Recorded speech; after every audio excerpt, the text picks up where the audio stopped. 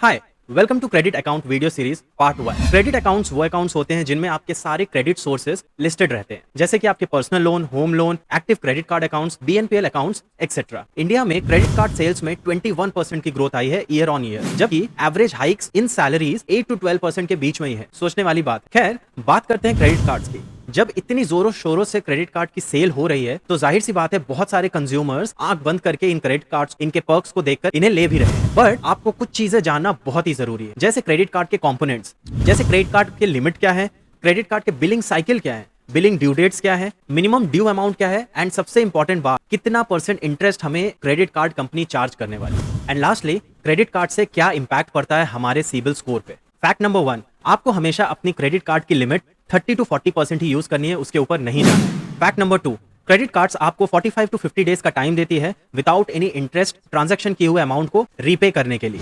Fact number 3, अगर आप due date से पहले अपने बिल को पूरी तरह से रीपे कर देते हैं तो आपको कोई भी इंटरेस्ट नहीं लगेगा। Fact number 3, never ever withdraw cash from your credit cards, क्योंकि जिस भी दिन आप कैश निकालेंगे उस दिन से आपको अप्रॉक्स 3 to 4% का इंटरेस्ट जुड़ना शुरू हो जाएगा, so it is not advisable.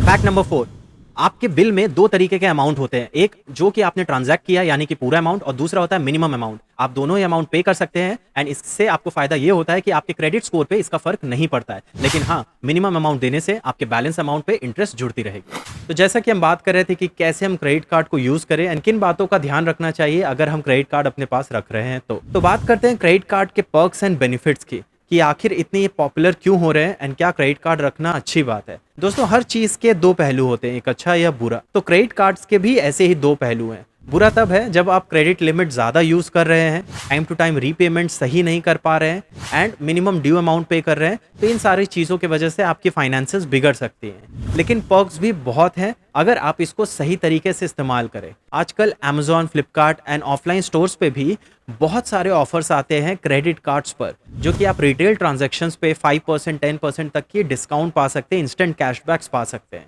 इसके अलावा हर एक स्वैप पे क्रेडिट कार्ड्स हमें रिवॉर्ड पॉइंट्स देती है एंड आप ये रिवॉर्ड पॉइंट्स रिडीम कर सकते हैं किसी दूसरे परचेज के लिए बहुत ही अच्छे वैल्यू पर। कुछ अच्छे क्रेडिट कार्ड्स तो 1 रिवॉर्ड पॉइंट्स इक्वल्स टू 50 पैसे तक के वैल्यूएशन में आपको रिडीम करने का मौका देती है। तीसरा, क्रेडिट कार्ड्स हमें इंटरेस्ट फ्री लोन्स प्रोवाइड करते हैं एक तरीके से अप टू 50 डेज, जो कि बहुत वैल्यूएबल है परचेजेस के लिए जब आपके पास लिक्विड मनी अवेलेबल नहीं है। आपको क्या लगता है और क्या क्या पर्क्स हैं, कमेंट करके जरूर बताइएगा।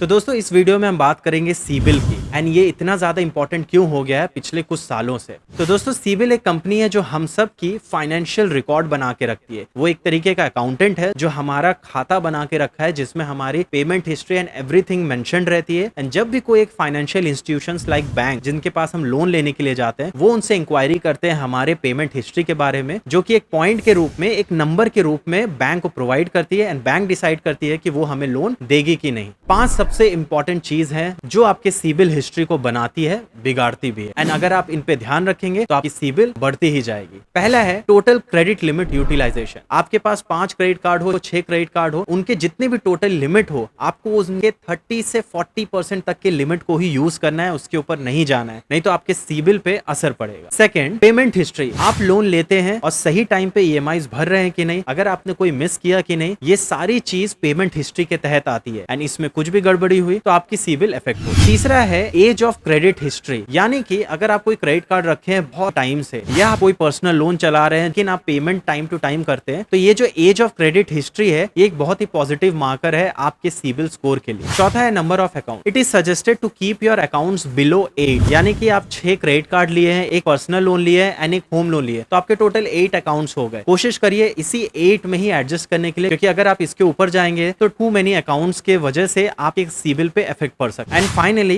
Credit inquiries. अगर आप पर्सनल लोन या फिर किसी दूसरे लोन्स के लिए बार बार बैंक्स पे इंक्वायरी कर रहे हैं, तो जाहिर सी बात है बैंक्स बार बार सिबिल में आपके लिए इंक्वायरी डाल रही है, तो ढेर सारी इंक्वायरीज की वजह से आपके सिबिल स्कोर पे अगेन इफेक्ट पड़ सकता है। आपको ये सारी फैक्ट्स पता थी कि नहीं, मुझे कमेंट करके जरूर बताइएगा and do follow me on YouTube and Instagram.